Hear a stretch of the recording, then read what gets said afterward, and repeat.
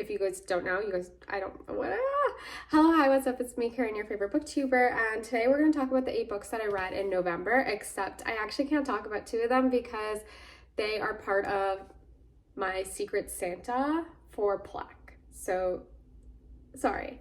I'll talk about them in December, in my December wrap-up. Anyways, without further ado, the first book that I read was The Nenoquich by Henry Bean. Now, this was a buddy read with Yahaira and Alyssa of Nerdy Nurse Reads, and this is an interesting book. It is diary entries, and our narrator Harold Rabb is filled with self-loathing. He is a wannabe writer. He's trying to write something, but he seems to be struggling, because part of being a writer is finishing something to complete a project.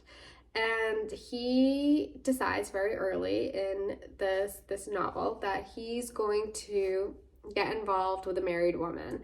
And the novel is looking at his attempt to get with, I think her name was Charlotte, and then once he gets with her, because that actually happens quite easily.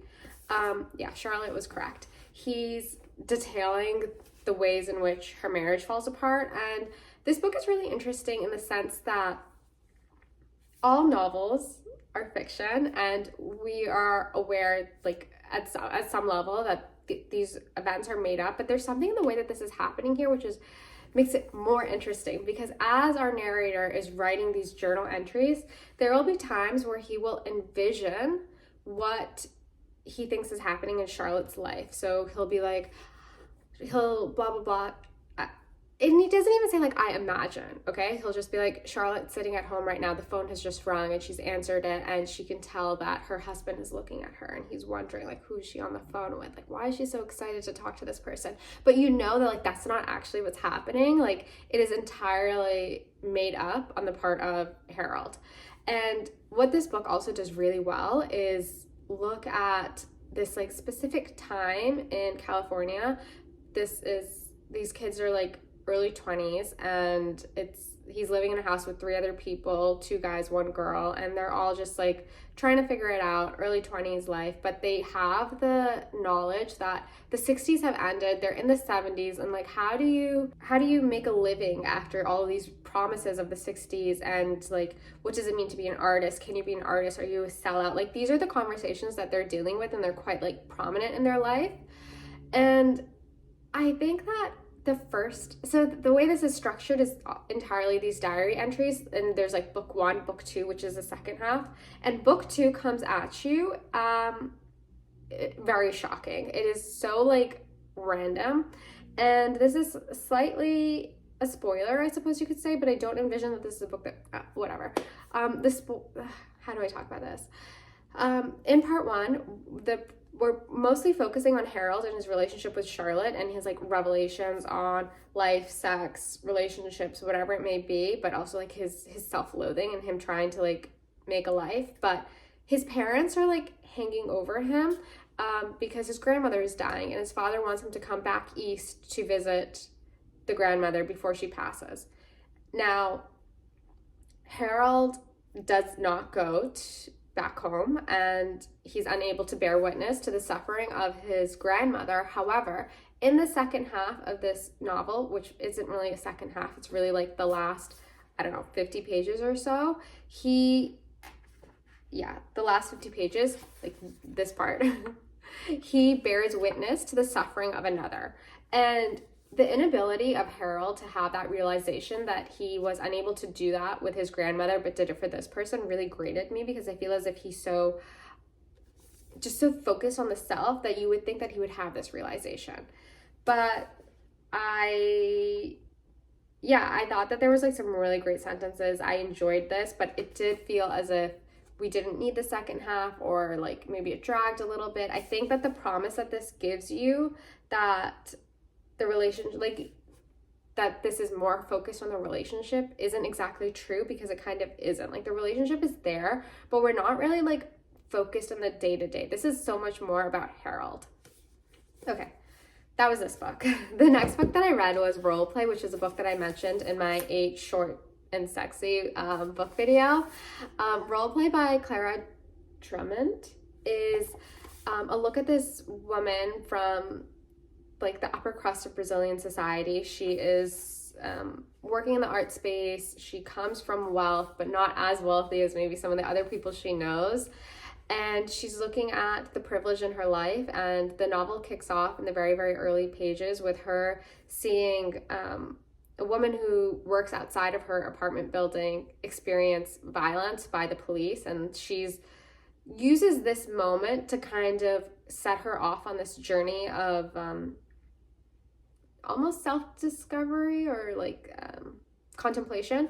She's talking about the various people in her life, her sister, her grandmother, her mother, and giving us these like character portraits. She's really like very like these people are very almost like larger than life. They're quite odd, you know. It's interesting in that regard. And then she's also contemplating her own like traumas that she's experienced and her relationship with men. And this ends with the strongest part of this for me was the very, very end, the last like 20 or 30 pages, when she's like piecing together everything and is having like a moment of a realization. But the realization is also something that occurs as a result of her hormones. And in that, I thought it was like just really interesting. This narrator is very much so an unreliable narrator. Well, I don't know if I personally really believe that. That's just like when I was going to look at more reviews, that's what people were talking about. But I think she's a narrator who's she's like self-obsessed and only really thinks about herself and her image and like everything in her life. Like it starts off with her talking about how she's like curated everything in her life. She uses like this brand of whatever as a wallet. She only wears this, like that kind of stuff. But that starts to like fade away, and I don't think that should be the main focus here. Yeah, that's all I want to say about this one. Next up, I read Eve, How the Female Body Drove 200 Million Years of Human Evolution. Now, this is a book, nonfiction, that I think pretty much everyone should read. It was really interesting to consider, you know, the female body and use that as our through line. I do think that the first half for me was a lot stronger than the second half, but this author starts off by looking at, it's like, how does one even explain this? So the author is looking at the female body, how it works, how is it that it has evolved, and it starts off like 200 billion years ago, and I think each of the sections is divided by different body parts. So it starts, I think, with the breast, the womb, and it moves on and it talks about the brain and it talks about ears, and it's like really interesting and you learn so much. But then towards the second half, I started to think like, maybe we needed a little bit more work. I don't know. But anyways, some of the things that I learned was that, and I think like this is the best example to use, women have better hearing than men. They're able to hear like higher pitches, higher sounds, more than men, and men start to lose their hearing much earlier than women do. And even once women start to lose their hearing, they're still able to hear those like higher pitches. Now, why this stands out to me is because I like know, like growing up, my mother would be like, oh, the car is making a sound, and my father would like get in the car and he'd be like, I don't hear that sound. And then you go and you like take it to the shop, and at the shop predominantly men work there, and then you're like, oh, the car is making this sound, and they're like, we don't hear it. And it's like, there's a sound, there's a literal actual sound. And I think it's like, this comes across through so many other things. Like the author talks about how laptops make a sound and women often hear it more than men do. And I'm like, yes, they really do. And I just like having those like moments where you're like, oh, that there's like a biological reason why that happens. So the author then goes on to say that part of the reason is probably because women needed to be able to hear their children's like screaming, like little infants or whatever. And there's something about how women's brains are actually like respond to that screaming way more than men's do, in the sense that it like gives them a sense of like anxiety to like hear like a little infant screaming in a way that like isn't prevalent with men. Sorry, I'm going to shift a little bit because of the sun. She's talking about the ways in which how the womb has changed, and like who were the earlier like animals that were doing that, and why is it that whatever, like really interesting, really harrowing stuff. Definitely check it out. I would have to say it was eye-opening, to say the least. Okay, that was that book. Next up, I read the Bog Wife. I thought that this was really, okay, I'm trying to like cut the habit of saying it was really interesting, but it's obviously a really hard thing to do. So the Bog Wife is a story looking at 5 siblings. There was a lot of siblings. This family lives in West Virginia. They grew up in this crumbling manor castle kind of situation atop a bog, and with intense family lore.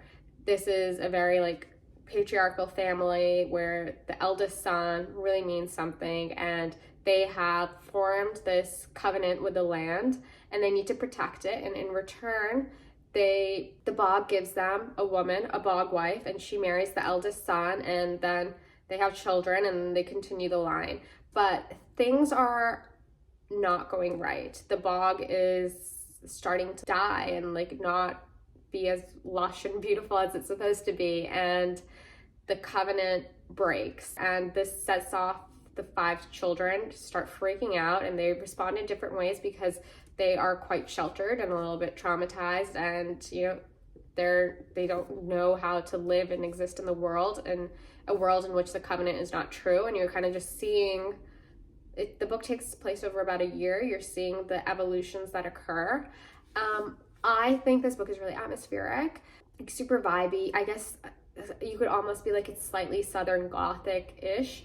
I really wanted to love this book, but the ending didn't like meet my expectations. Like the author promises to fulfill certain expectations, and by the end of it I was like, oh, I wasn't like yes, because I felt like I was so close to being like, yes, I really loved this book, it was awesome, but the ending just like didn't hit the nail on the head for me.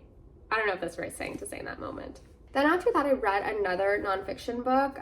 This was inspired also by Alyssa. Alyssa also read Eve, and I think her responses on both those books made me check them out. But the book that I want to talk about now is Cobalt Red, How the Blood of the Congo Powers Our Lives. Okay, this is an interesting book. There I go again.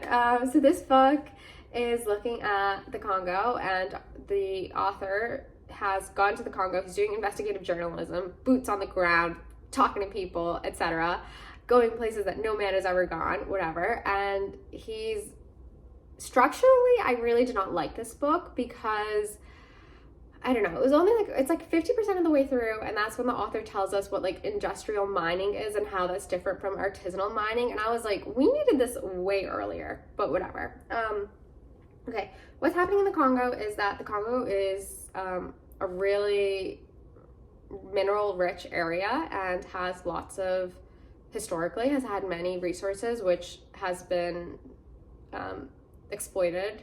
And the author is looking at how like the most recent iteration of that is cobalt. Now cobalt is something that is used with batteries to do 2 things. 1, make sure that the batteries don't like blow up, and 2, to make sure that the battery life is like, I don't know, like consistent or lasts longer than whatever tech.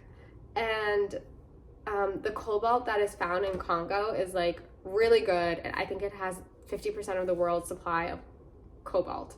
The author is looking at how a lot of the cobalt that is mined is primarily done by artisanal miners. Artisanal miners are basically people who are in there looking through the ground, finding the cobalt, mining, picking away at it, you know, doing all that jazz to get us the cobalt. And most of the miners are underpaid. All of the miners are underpaid. There is a lot of children who are working the mines, and the author is talking about how it's impossible really to have cobalt that hasn't been touched by like the mining of children or like exploited labor, because there are so many different avenues for the supply chain to be tampered with, or for the artisanal whatever cobalt to come through. And he's like looking at that. He's going to different factories, different mines, and he's also talking about like the political landscape and the ways in which historically the Congo has been exploited by others. And I just think that like structurally I had my issue in the sense that I kind of wish that how do I talk about this? I think in many regards, the author of this novel of this book was really good when he was explaining systems and structures and talking to officials and being able to like call their bullshit to the reader.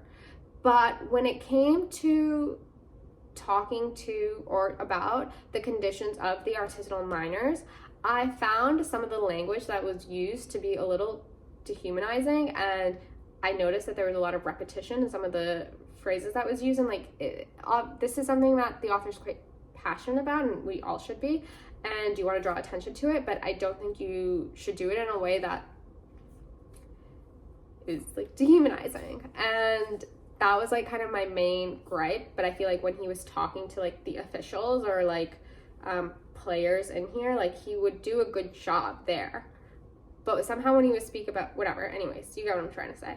And then structurally, I kind of think that this nonfiction book, it would have been more, I don't know, I would have preferred to have seen it if the author had like done it maybe in 3 parts and talked about like ivory, rubber, and then cobalt, and explain all of the situations there, and then use that to inform our understanding of cobalt, because he does interweave the different discussions of like when in the Belgians, and then like whatever, like all those different power players and how they exploited the Congolese people. But I think that had he structured it like that, it would have made the thesis of this, because I do think there's more than one thesis, but the thesis that the Congolese people have been routinely exploited, like that's the main thesis. And I think by doing it in that sort of way, it would have really driven home the point and allowed the author's strengths to really shine, versus the way it was currently done, where our understanding of the history of the Congo was like interspersed within it in a way that I think was a bit not confusing, but just like random. And that's my thought there. After that, because I was talking about reading this book in Plec, Pedro mentioned that I should watch the Parts Unknown episode with Anthony Bourdain. I mean, I'm saying with Anthony Bourdain just in case some of you don't know that Parts Unknown is Anthony Bourdain, but whatever. I don't know why I'm explaining this much, but yeah, I watched that episode last night, and wow, wild. There's this one guy in there, because Anthony has like a few people with him, and one of them is this guy who's making a documentary about the Congo, and like every time you see this guy, he's like pounding these drinks back, like he's drinking like Black Label just straight in the daytime, like from the bottle, and you're just like, whoa, like I know things are rough out there, but please, like, keep it together. Yeah, there was that. And then he goes to like these different areas. One of them is a train station that no longer works, but like 200 to 500 employees come there, and they like try to keep it somewhat running, but they just don't have the infrastructure to really make it. And then at the very, very end, he goes to visit this research center, and there's a library there, and you're just like, my heart breaks to see all of these books that are just, you know, they're trying to make sure that the library will run, but they don't have enough funding. The dehumidifier machines haven't been able to work for 20 years. And the guy there is like, because Anthony Bourdain asked him a question, and he's like, you know, our best time was when the Belgians were here, because he's been alive long enough to have known what the Belgians were like. But Anthony Bourdain is like, how do you tell someone that, like, that's crazy, like that you think the best time was when the colonizer was here? But like, then in some regards, you're kind of like, yeah, like I could probably see why he says that, because at least there was, I don't know. Anyways, a lot's happening. There's another book that I saw at the library. Oh, I took a photo, not on the library. I saw at the bookstore. I took the photo on my phone, so I can't show you. But I'll put the photo here that I saw that I think I want to check out next, which is looking at lithium, cobalt, whatever. And seems like it would be a good jumping off point after having read this book. The other thing that this book does, Cobalt Red and also Parts Unknown, that episode that I watched, both of them talk about Heart of Darkness by Joseph Conrad or Jonathan Conrad. What is it? Joseph Conrad. And it kind of made me want to read it, but most people were saying that was kind of boring, but it does seem really short, so maybe I'll get to that. But they frequently use that as a reference point to talk about the Congo, which, I don't know, one can have thoughts about that as well. Okay, after that, I read both of the books that I can't talk about. One of them is fiction, one of them is a memoir. Really interesting. I will get to them in December. And then the last book that I read in the month of November was Amusing Ourselves to Death, Public Discourse in the Age of Show Business. I read this book because I was on Reddit, as one does, and I was on a certain subreddit that I love to frequent, and they were talking about, I don't know what they were talking about, but there was a bunch of book recommendations on there, and this was one of them, so I decided to read it. Amusing Ourselves to a Death is really short. I did it on audiobook, and it starts off with the author talking about, this book came out in the 80s, okay? Wow. And it's still so, I think, relevant, but the author begins by talking about George Orwell and Huxley and talking about how both of these authors had different ideas of how they thought like life was going to go and where tech would lead us. Orwell thought that we would have Big Brother, Newspeak, things would be dark, whatever. Huxley thought things would be dark, but they would be in a different way because we, the average everyday consumer, would be so entertained by the media that we wouldn't even care that our like rights were getting stripped away and that it is bleak out there. So those are two different pictures. Now the author goes on to say that Orwell's idea of the future was wrong, but it was actually Huxley's who was right, and then continues to talk about the next portion of the nonfiction book really looks at the ways in which early America was really literate and why that was the case. First of all, the people who were coming to the colonies predominantly in the early days were mostly highly educated people from England who were coming through, and there was a real just culture of literacy and reading and like digesting things. And he would go on to talk about how when like Abraham Lincoln and Douglas were doing their debates, like these things, like a man would speak for 3 hours uninterrupted and the audience would sit there and listen through all of that and then listen to a rebuttal, which was 5 hours long, and then the other person had like an hour to respond to that. Like that is a really long event to sit through. And he was going on to say that part of the reason you're able to do that, and this goes back to the medium is the message, but he goes like one step further and he's like, the medium is the message is right, but also the medium affects how we think about things and how we process them and the language and the ways in which we respond to that. So he talks about how in like ancient Rome, when you have primarily a culture of just like giving speeches, like what does that mean? And then when you go to America, okay, then you have like speeches, yes, but also the printing press and like people are reading newspapers and pamphlets, and like what does that do to people, and how there was a way in which the language that people were using was like more elaborate and people would like sit through and listen through all of that. But then now you get to like television, and like how is it that the television has changed us? Like it has made it such that the people think things need to be entertaining in order to watch it, sit through it, whatever. And then he goes on to be like, okay, like when you have a culture of entertainment, what does that mean about the news you're receiving? All the news you have to receive needs to be condensed into like 30-second segments or 3-minute segments and then interrupted by ad breaks, and it disrupts the viewer's ability to act on anything because everything is treated as just like it's just information to entertain you, and you don't have to do anything, and then the individual is separated from having any agency to act on things. And then the author then goes on to say that like we now live in, and this is in the 80s, okay, yeah, so like think about that and like how much like that has only progressed. And then goes on to say that we live in a time where we have information about everything. And then he goes on to talk about how this related to when they put in the electrical lines and you could like send, what was those called? I don't know, whatever. I'm losing track a little bit, but talking about how we live in a time where everyone knows news about the whole entire world, but how is that beneficial really for the person who lives in like some random town in the middle of America, and they probably know less about what's happening in their actual town. And then goes on to say that all of the news we know is basically just trivia, and like that's why there's the prevalence of like crossword puzzles or whatever, what are those called,